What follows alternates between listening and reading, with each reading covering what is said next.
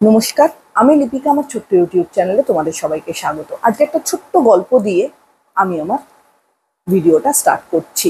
একজন বিজনেসম্যান, সে ভীষণ ভালোভাবে ইন্ডাস্ট্রিতে বিজনেস করছে। হঠাৎ করে তার বিজনেসে ভীষণভাবে মন্দা দেখা দিল, এবং মন্দা দেখা দেওয়ার সাথে সাথে তার মার্কেটে কিছু ঋণও কিন্তু হয়ে গেল। এবং এতটাই ঋণ হয়ে গেল যে শেষ পর্যন্ত কি করবে বুঝে উঠতে না পেরে তার কাছে খুব সুন্দর একটি বাংলো ছিল। সে কি করলো, বাংলোটা বিক্রি করার সিদ্ধান্ত নিল, যে বাংলোটা বিক্রি করলে হয়তো তার এই প্রবলেম থেকে সে সলিউশন পেয়ে যাবে বা উদ্ধার হতে পারবে। তো সে কি করলো, সে যখন মার্কেটে গিয়ে সেলারের কাছে গিয়ে যখন বলতে থাকলো যে সে তার বাংলোটি বিক্রি করতে চায়, বাংলোটির মার্কেট বাংলোটির মার্কেট প্রাইস ছিল মোটামুটি 3 কোটি টাকার মতন। সে এই 3 কোটি টাকার এগেনস্টে কথা বলতে গেল সেলারদের সাথে, যে মার্কেটে সে কত টাকা দামে বিক্রি করতে পারে। সে যখন গিয়ে সবাইকে যে বলে যে সে ওটাকে বিক্রি করতে চায়, মার্কেটে কিন্তু অলরেডি ছড়িয়ে পড়েছে যে তার বিজনেসে মন্দা চলছে।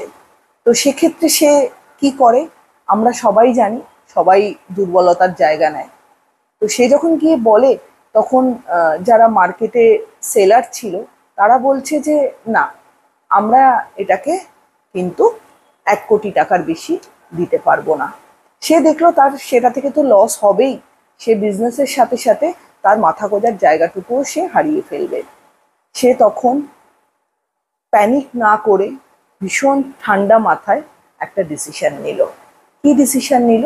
সে অ্যানাউন্স করলো যে সে লটারিতে 1000 টাকা করে লটারি টিকিট সে সেল করবে। লটারিতে যে লাকি পার্সন হবে তাকে সে বাংলোটি দিয়ে দেবে 1000 টাকার এগেনস্টে। যেরকম কথা সেরকম কাজ, সে লটারি টিকিট বিক্রি করালো। প্রায় 300টারও বেশি লটারি টিকিট 1000 টাকা করে তার বিক্রি হয়ে গেল। তার হাতে কত টাকা এলো? একটা হিউজ অ্যামাউন্ট কিন্তু তার কাছে এলো, প্রায় 30 কোটি টাকার মতন। সে তখন ডিসাইড করলো 30 কোটি টাকা থেকে কিছুটা টাকা বিজনেসে যে প্রবলেমটা চলছিল সেটাকে সলভ করার ক্ষেত্রে লাগালো। কিছুটা যাদের থেকে উনি ঋণ নিয়েছিলেন তাদেরকে দিয়ে উনি ঋণটা শোধ করলো। আর 3 কোটি টাকার বাংলোটা বেচে দিয়ে সে 10 কোটি টাকার একটি বাংলো কিনে নিল। তো সে প্রফিট হলো না সে লুজার হলো? সে কিন্তু এন্ড অফ দ্য ডে প্রফিটই হলো। তো বন্ধুরা, আমার এই গল্পটার ভেতর থেকে তোমাদেরকে এই মেসেজটাই দেওয়া যে প্রবলেম আমাদের লাইফে আসবেই, প্রবলেম আমাদের সবার লাইফে আছে। তো প্রবলেমের সময় মাথাটাকে ঠান্ডা রাখতে হবে। মাথাটাকে ঠান্ডা রেখে লজিক্যাল থিঙ্কিংয়ের সাথে প্যানিক না করে, ডিপ্রেস না হয়ে, যে দুর্বল জায়গাগুলোকে আইডেন্টিফাই হতে না দিয়ে কিন্তু মনোবলটাকে স্ট্রং রাখতে হবে, নিজেকে শান্ত রাখতে হবে।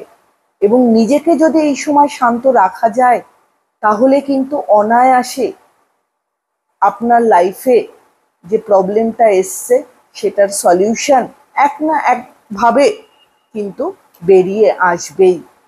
তো আমার একটা কথাই বলার, যে প্রবলেমে পড়বো আমরা, প্রবলেম থেকে ঘুরে দাঁড়াতেও হবে আমাদেরকে। তো প্রবলেমটাকে নিয়ে বেশি না ভেবে তার সলিউশনটাকে নিয়ে ভাবা উচিত। মাথাটাকে শান্ত রেখে লজিক্যাল থিঙ্কিংয়ের সাথে সেটার মোকাবিলা করা উচিত।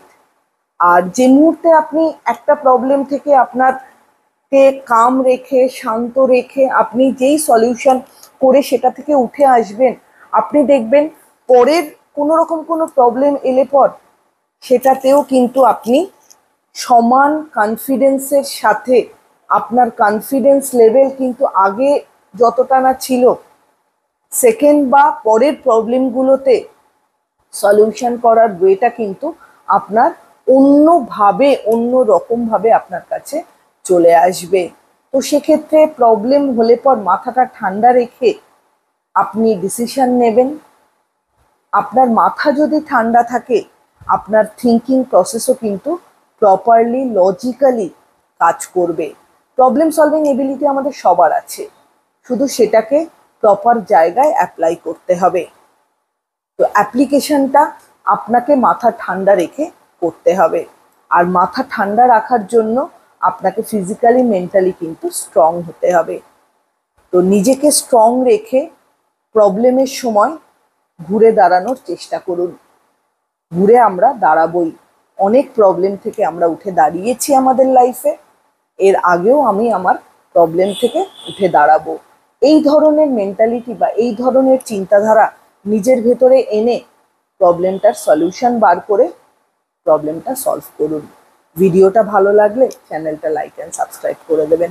সবাই ভালো থাকবেন, সুস্থ থাকবেন। নমস্কার।